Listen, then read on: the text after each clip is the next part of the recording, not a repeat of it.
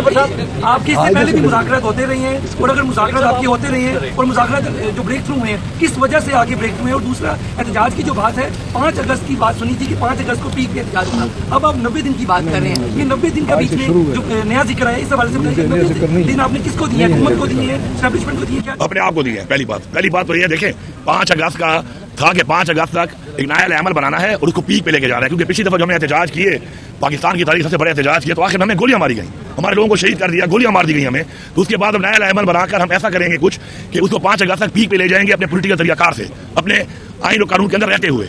उसके बाद 5 के बाद हमने क्या फैसला करना है वो हमने 5 को पीक का कहा है। हमने कोई ये नहीं कहा कि 5 को डेडलाइन है। मैंने जो 90 दिन का कहा है वो अपने लिए कहा है कि इमरान खान साहब ने हमेशा 90 दिन को एक टारगेट रखा कि 90 दिनों में हम कर सकते हैं कुछ, अपने टारगेट रखे हमने अपने लिए कि 90 दिन में अब हमने फैसला करना है कि यार इस मुल्क में क्या सियासत करनी भी चाहिए, ये कैसी सियासत है इस मुल्क के अंदर, ये क्या हो रहा है हमारे साथ। और अगर नहीं है तो हम फैसला करेंगे कि सियासत करनी है या सियासत से तो काम नहीं बनता, तो सियासत से काम नहीं बनता तो फिर वो जो अमल आपके सामने आएगा तो हम आपको बता देंगे इंशाल्लाह।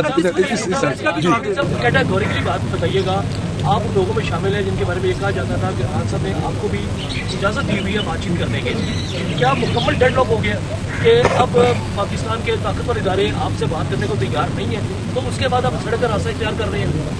देखिए जी, मुज़ाकरा जो है वो डेडलॉक तो ऐसा कभी भी कहीं पर भी नहीं हो सकता, लेकिन टाइम को ज़ाया करके अपने मकासद हासिल किए जा रहे हैं।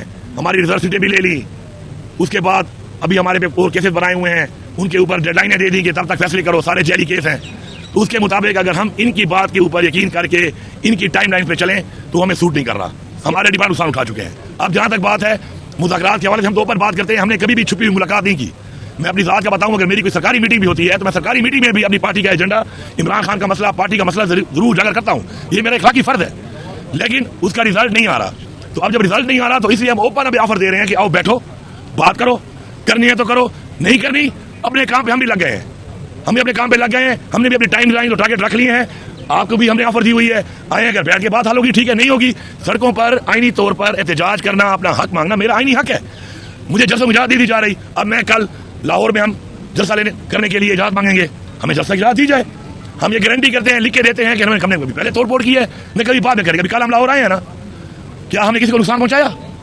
हम आराम से आए, आराम से वापस जा रहे हैं इंशाल्लाह आज। तो बात यह है कि जो मैं निकलता हूँ और आप मेरे पे धावा बोल देते हो, रोडें खोद के गोलियां मार रहे हो, पैलेट गन से मेरे ऊपर फायर कर रहे हो, रबर बुलेट्स मार रहे हो, आंसू गैस मार रहे हो, लाठीचार्ज कर रहे हो, FIR काट रहे हो, गिरफ्तार कर रहे हो, ये क्या रवैया है आखिर? हाँ, मैं आऊँ और मैं कोई गलत काम करूँ आप सजा दो।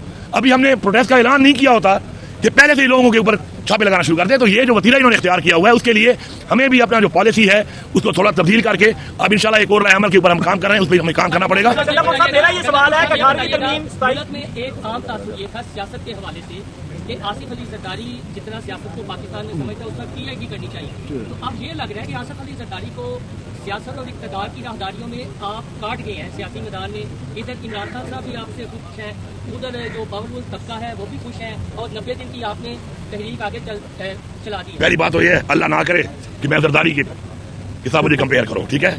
मैं अली अमीन हूँ और मैं बड़ा खुश हूँ इसके ऊपर। मैं उससे छोटा आदमी हूँ या बड़ा आदमी, अल्लाह की ज़ात फैसले करती है कौन बड़ा है कौन छोटा है, मैं इसी तरह ही ठीक हूँ। पहली बात। दूसरी बात जो आप कह रहे हैं कि मुझसे खुश है, ठीक है, मुझसे बड़े खुश है। आपको पता है मेरे ऊपर सिर्फ 26 नंबर कितने पर्चे हुए हैं पता है आपको? 56 FIR मेरे ऊपर हुई है, उसमें हाई ट्रीजन भी है। Do you know what is high treason? पता है आपको हाई ट्रीजन क्या होती है? हाई ट्रीजन ऊपर FIR ही नहीं है। अच्छा, बाकी दूसरी बात यह है कि हाँ, अब जो आप ये कह रहे हैं कि मेरे किसी इक़दाम से वो खुश है, अब मैं एक बात यहाँ पे क्लियर कर दूँ, बड़ा जरूरी है, उसी मुझे क्लिप भेजा ख्वाजा आसिफ का। मैं बिल्कुल इस बात को मानता हूँ कि पाकिस्तान के लिए मुझे इमरान खान ने, और मेरी सियासी तरबियत है कि पाकिस्तान के लिए मैं खड़ा हूँगा। वो जो मीटिंग का हवाला दे रहा है ख्वाजा आसिफ, मैं बिल्कुल बरमला कहता हूँ कि हमारे वाटर स्टोरेज का इशू है, उसके ऊपर मीटिंग बुलाई गई थी, उसमें कोई 1, 2 या 5 आदमी नहीं थे, पूरे सिस्टम से, पूरे 4 सूबों से, आज़ाद कश्मीर से और गिलगित बल्तिस्तान से चीफ मिनिस्टर भी थे, उनका प्राइम मिनिस्टर भी था, चीफ सेक्रेटरी भी थे, पूरा एक निज़ाम सिस्टम बैठा हुआ था कि वाटर स्टोरेज के ऊपर इंडिया के साथ मसला आ रहा है, वाटर स्टोरेज के लिए पैसा चाहिए, हमने अपने वाटर स्टोरेज को प्रोटेक्ट करना है। और उसमें प्रायोरिटी पे हमारा एक है दियामर भाषा, एक मोहम्मद, एक दासू, और एक हमने और डैम बनाने हैं सिंध में और एक हमने बनाना है पंजाब में। मैंने बिल्कुल इसके लिए ऑफर की है कि मैं अपनी तरफ से, अपने सूबे की तरफ से इसमें भरपूर पाकिस्तान के लिए खड़ा हूँ, मैं सपोर्ट करूंगा, पैसे चाहिए मैं दूंगा, मैं अपना इंशाल्लाह हिस्सा डालूंगा, उसमें बढ़ चढ़ के हिस्सा डालूंगा, क्योंकि ये पाकिस्तान की जंग है, ये पाकिस्तान के लिए हो रहा है, मेरी कौम के लिए हो रहा है। अगर एक मिनट लेट मी कंप्लीट। उसमें आप ये देखें कि मैं खड़ा हूं मैं खड़ा हूं जिसका लीडर जेल में है इस वक्त, उसकी बीवी जेल में लीडर की, उसके बाद मेरे असीरान, मेरे लीडरशिप, मेरे वर्कर शद्दुद हो रहे हैं मेरे ऊपर, लेकिन पाकिस्तान के लिए मैं खड़ा हूं। तो ये मैसेज गया है ना जब अंदर जाके कि बाकी 3 पीछे हट गए। आजाद कश्मीर का मैंने कहा था कि इनकी पोजीशन नहीं है कि हेल्प कर सके, ये चलते ही फेडरल गवर्नमेंट के फंड पे हैं। जीबी को भी निकाल दो, इवन मैंने कहा बलूचिस्तान को भी निकाल दो। मेरे हालात भी खराब है, नशेगर्दी के बहुत ज्यादा खराब है। शुक्र है मेरे सूबे मेरे पास, मैंने पैसा जनरेट किया है, मेरे पास वसाइल है। इस वक्त मेरे अकाउंट में 190 अरब रुपया पड़ा हुआ है। इसके अलावा 150 अरब रुपया मेरे पास एंडोमेंट फंड में रखा हुआ है, मैंने यहीं से निकाला अपने सूबे से, मेहनत की है, खर्च की है, ये पैसा जमा हुआ है मेरे पास। तो मैंने कहा मैं पाकिस्तान के लिए करने को तैयार हूँ। इस बात पे वहां पे जो बात हुई तो अगलों ने फिर बोला कुछ लोगों को कि भाईजान जिनको आप लाए हो वो तो आपसे पीछे हट गए हैं पाकिस्तान के लिए, पाकिस्तान के लिए खड़ा तो इमरान खान वाला है, तो उस पर ख्वाजा से तुम्हें तकलीफ हुई है, तुम्हें ये तकलीफ इसलिए हुई है। और पाकिस्तान के साथ खड़ा होना, अगर तुम कहते हो कि मैं मिला हूं किसी से, तो पाकिस्तान के साथ खड़ा होने के लिए मैं सबसे मिला हुआ हूं, मुझे फख्र है इस बात पे। तो बातों को चेंज ना किया करें, बातों को चेंज करके जो बयानियां देते हैं तो वो बयानियां आपके बयानियां नहीं चलने वाले। उसकी वजह यह है कि आप एक्सपोज हो चुके हैं, आप एक्सपोज होकर सामने आ चुके हैं। मैं अल्फाज रिपीट नहीं करता, लेकिन मैं कौम को कहता हूँ कि बिल्कुल मसीह खेल ने बड़ी सही बात की थी ख्वाजा आसिफ को, वो उन्होंने वहां से तो स्पंज कर लिए थे अल्फाज, वो अल्फाज जरा सुन लो, ख्वाजा आसिफ वही है। जी लेडीज को दे दी मौका जी। आपने तहरीक की बात की, हमने देखा इससे पहले भी पाकिस्तान तरीके से आप काफी तहरीक चला चुके हैं, इख्तिलाफ कर चुके हैं, जल्द से कर चुके हैं, लेकिन उसका मकसद पूरा नहीं हो, मतलब पार्टी के जाने से एक एक्टिविटी हो जाती है। आप समझते हैं कि इस बार इस तहरीक का मकसद पूरा हो गया, हुकूमत के साथ सीज फायर हो सकता है। दूसरा ये कोई भी मसला हो, कोई भी आप लोग की प्रेस कॉन्फ्रेंस हो, चाहे पाक भारत की जंग हो, खैबर पख्तूनख्वा में मसला हुआ, आप लोग का सबसे पहला एक मुद्दा होता है कि बानी की या अवाम के मसाइल की सबसे ज्यादा जरूरी बानी की। पहली बात तो है कि बानी पिटाई की रिहाई निहायत ही जरूरी है। पाकिस्तान के मसले हल करने वाला एक ही शख्स है इस वक्त जो कर सकता है ये काम, और वो इमरान खान है। इस तरीके से इमरान खान को जेल में डाल के मुल्क में स्टेबिलिटी नहीं है पॉलिटिकल, इसलिए आपके मुल्क में इन्वेस्टमेंट नहीं आ रही। पूरी दुनिया ने आपके इलेक्शन को माना ही नहीं है कि आपने मैंडेट चोरी किया है, तो ऐसे हालात में मुल्क आगे जा ही नहीं सकता। तो ये बिल्कुल ये रिहाई निहायत ही जरूरी है। दूसरी बात जो आप कर रही है कि जो मसाइल है, मसाइल किससे पैदा कर रहा है ये तो बताए ना, मसाइल पैदा किसे कर, कौन इन मसाइल की जड़ बना हुआ है? मसाइल की जड़ ये सिस्टम बना हुआ है जिसने मैंडेट चोरी करके, रिजीम चेंज करके, गलत तरीके से, गैर जमहूरी तरीके से हुकूमत गिराकर, अवाम के वोटों के बरखिलाफ जेली मैनेट से हुकूमतों को बिठाकर इंटरनेशनली एक गलत मैसेज दे दिया, मुल्क आगे बढ़ नहीं रहा, मुल्क चल नहीं रहा। उसके बाद आज हम इतने कमजोर हो गए हैं, इतने कमजोर कि हम कलमे के नाम पे बनने वाला मुल्क, इस्लाम के नाम पे बनने वाला मुल्क, आज हमारी ये हालत है कि कई मुसलमानों पे जबर हो, जुल्म हो, हम खुल के बात भी नहीं कर सकते, खुल के बात भी नहीं कर सकते। तो हमारी खुददारी खत्म कर दी है इन लोगों ने, हमारी खुददारी खत्म हो चुकी है। हमारी खुददारी के ऊपर कोई कंप्रोमाइज नहीं है, खुद मुख्तारी में कोई कंप्रोमाइज नहीं है। हमने तरीके चलाई हैं, हम कोशिश कर सकते हैं, फैसला और सिला अल्लाह ताला देता है। हम भरपूर कोशिश जारी रखेंगे, हर हद तक जाएंगे इंशाल्लाह। और मैं आपको यही बता दूं कि हजूर पाक सल्लल्लाहु अलैहि वसल्लम जैसी हस्ती भी जो अल्लाह के महबूब और अल्लाह का पैगाम लेके आए थे, उनको भी कितने साल लगे और चंद सौ लोग मुसलमान हुए सिर्फ। लेकिन फिर एक वक्त आया कि जब लोगों ने देखा कि हक और अल्लाह का पैगाम लेके आए हैं तो इस्लाम पूरी दुनिया में फैल गया। फिर क्या हुआ, हम मुसलमानों ने उनका रास्ता छोड़कर हम किसी और रास्ते पे चल पड़े। आज फिर मुसलमान पूरी दुनिया में उनको मारा जा रहा है, मार खा रहे हैं। तो हमें अपनी इस्लामी तारीख सीखना पड़ेगा। अमर बिल मारूफ का हमें हुक्म है, हक के साथ हम खड़े होंगे और हमारा ईमान है कि जीत हक की होगी।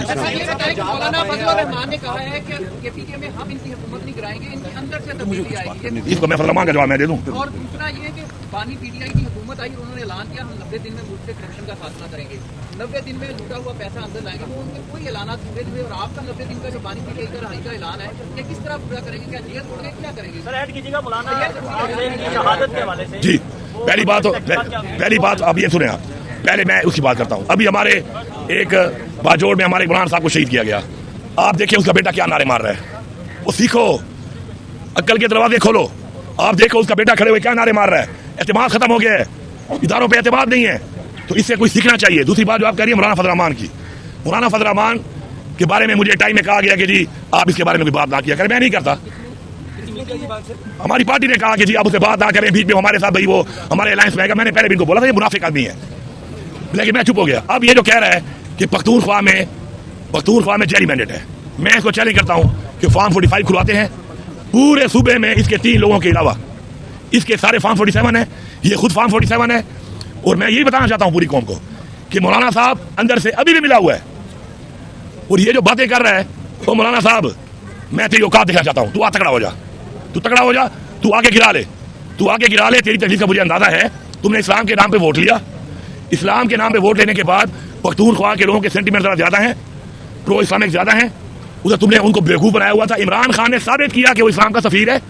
उसने इस्लाम का मुकदमा पूरी दुनिया में लड़ा, नामूस रिसालत का मुकदमा लड़ा। लोगों को पता चला कि तुम सिर्फ धोखा दे रहे हो, तुम्हें लोगों ने धुतकारा, छुट्टे मार के निकाला, इमरान खान को सपोर्ट किया। आज तेरी हालत ये है, अपने हल्के में तेरी जमानत जब्त है, वो भी जब मैं ना हूं, तेरी जमानत जब्त है। औकात तेरी ये रह गई है, अपने हल्के में तू इलेक्शन लड़ सकता। फॉर्म 47 से आया, तू बलूचिस्तान से हुआ है, बातें तू पख्तूनख्वाही कर रहा है। तू बैठा है जहां पर इस वक्त, तू खुद फॉर्म 47 पे है, तू जेरी मैंडेट की बात कर रहा है। अच्छा, एक और काम भी कर लेते हैं। मौलाना साहब कहते हैं ना जेरी मैंडेट है। मैं अभी आज फिर चैलेंज करता हूं मौलाना साहब, आपको पहले मैंने हराया गैर मौजूदगी में, फिर मेरे भाई ने हराया। आज ये तुम्हें चैलेंज है, हर पोलिंग पे इस्तीफा देगा तू और मेरा भाई। तू जीत गया, मैं सियासत छोड़ दूंगा, तू सियासत छोड़ेगा, तू नमाज पढ़ाएगा। इसके बाद पता तेरे पीछे नमाज भी होती है कि नहीं होती, जनाजे पढ़ाएगा, वो पता नहीं होता है कि नहीं होता, इसको बुलाएगा भी नहीं। इस चैलेंज को कबूल करने की दम है, जरूरत है मौलाना साहब, आ जाओ। और मैं सारे टीवी चैनल्स को लाइव कवरेज दूंगा। नहीं है कोई 300 कितने पोलिंग है ना, कैमरे लगाऊंगा, फिर जमाना जब्त है इसकी। वरना अगर ये वाकई मुफ्ती साहब की औलाद है तो ये चैलेंज कबूल करेगा, इसका जवाब देगा। लेकिन ये पता फिर क्या बोलेगा, ये गैर सियासी बातें हैं, ये गैर जमहूरी बातें हैं। अब अल्लाह का वास्ता है, इस उम्र में कलमा हक पढ़ ले मौलाना साहब, मैं इतना कहूंगा, बाकी आप बात करें।